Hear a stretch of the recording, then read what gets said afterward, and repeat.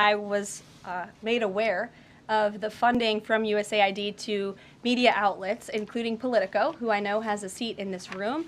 And I can confirm that the more than 8 million taxpayer dollars that have gone to essentially subsidizing subscriptions to Politico on the American taxpayers' dime will no longer be happening. The DOGE team is working on canceling those payments now. Again, this is a whole of government effort to ensure that we are going line by line when it comes to the federal government's books. And this president and his team are making decisions across the board on, do these receipts serve the interests of the American people? Is this a good use of the American taxpayers' money? If it is not, that funding will no longer be sent abroad, and American taxpayers will see significant savings because of that effort. This is why I have an aversion to paying taxes. Because governments will have budgets for things like foreign aid, and then spend the money on things like subscriptions to left-wing media outlets, when most people imagined it would have been spent on bags of rice. After the Trump freeze on USAID spending, which had previously had a budget of $50 billion, the DOGE team have been finding some rather questionable spending commitments. Through USAID over the past several years, these are some of the insane priorities that organization has been spending money on. $1.5 million to advance DEI in Serbia's workplaces, $70,000 for a production of a DEI musical in Ireland, $47,000 for a transgender opera in Colombia, $32,000 for a transgender comic book in Peru.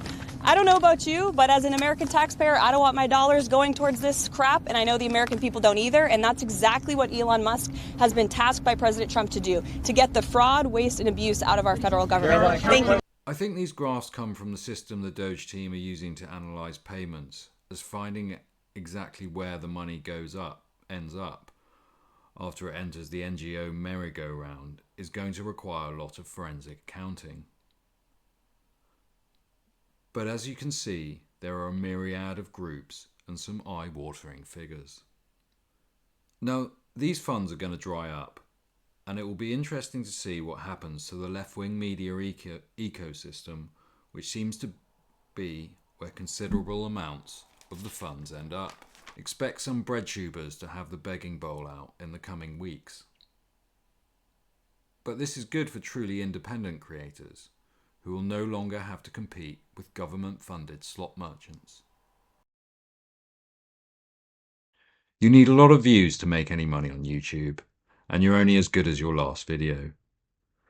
The reality of most political opinion channels will be a side hustle and a full-time occupation for a privileged few. It will be interesting to see which outlets and personalities disappear in the coming months. The New York Times was a recipient of some of this funding, which is funny because I'm sad to report that as much as I like to harp on about the demise of the mainstream media, they have increased their revenue substantially over the past 5 years. This is due to the subscription model, and it is likely some giants of the legacy media days will survive into the future. But what is good for business is not always good for propaganda.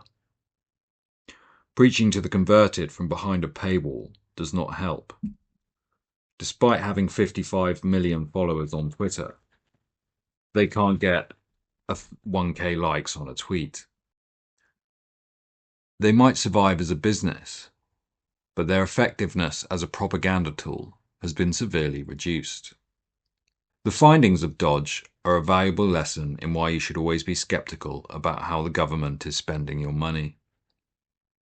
I dread to think what the total bill is for this kind of wasteful spending by Western governments in the 21st century. If the West is to survive the coming civilizational competition, wasteful spending like this must come to an end.